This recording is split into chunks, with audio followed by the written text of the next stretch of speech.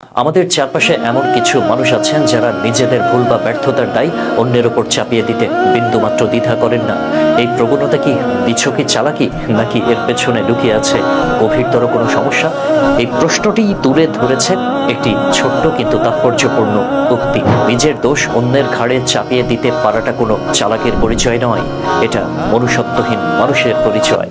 প্রথমে আসা যাক চালাকি প্রসঙ্গে। সাধারণত চালাকি বলতে আমরা বুঝি এমন কোনো বুদ্ধিদীপ্ত কৌশল যা ব্যবহার করে ব্যক্তি নিজের উদ্দেশ্য হাসিল করে। হয়তো সাময়িক সুবিধার জন্য বা কোনো কঠিন পরিস্থিতি থেকে বাঁচার জন্য কেউ এই পথ বেছে নিতে পারে।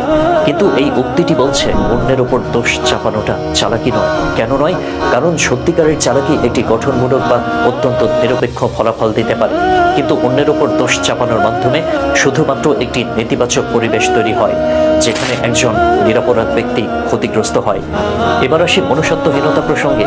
এই শব্দটি বেশ কঠিন।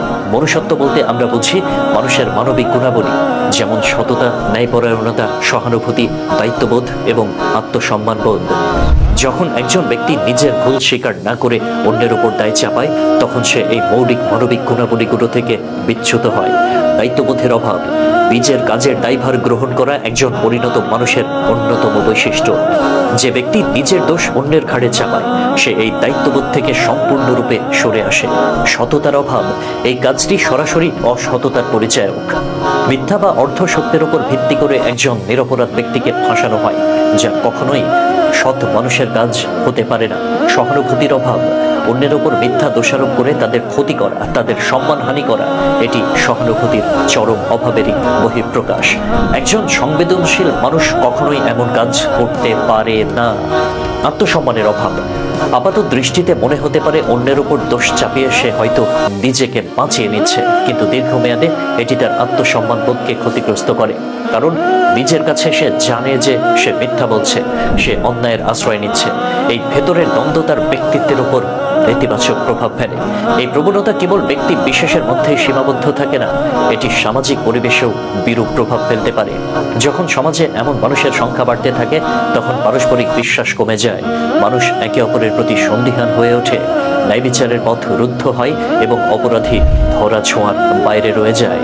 এর ফলে একটি অসুস্থ সামাজিক ব্যবস্থার জন্ম হয়, যেখানে সত্যের মূল্য কমে যায় এবং মিথ্যার জয় হয়। কাজেই নিজের ভুল স্বীকার করা এবং তার দায়ভার গ্রহণ করা এটি কোনো দুর্বলতা নয়, বরং এটি আত্মমর্যাদা এবং সাহসের পরিচয়। এই উক্তিটি আমাদের মনে করিয়ে দেয় যে মানুষের প্রকৃত সৌন্দর্য তার সততা, তার দায়িত্ববোধ এবং তার মানবিক মূল্যবোধের মধ্যেই নিহিত। অন্যের ওপর দোষ চাপিয়ে সাময়িক মুক্তি পাওয়া গেলেও দীর্ঘমেয়াদে এটি আমাদের মনুষ্যত্বকে প্রশ্নবিদ্ধ করে। আসুন আমরা এমন একটি সমাজ গড়ি যেখানে সততা, দায়িত্ববোধ এবং মানবিক মূল্যবোধের জয় হয়, যেখানে কেউ নিজের দোষ অন্যের ঘাড়ে চাপিয়ে মনুষ্যত্বহীনতার পরিচয় দেয় না। মনে রাখবেন, ভুল করাটা মানবিক, কিন্তু সেই ভুল স্বীকার না করে অন্যের উপরে চাপিয়ে দেওয়াটা অমানবিক। আল্লাহ হাফেজ।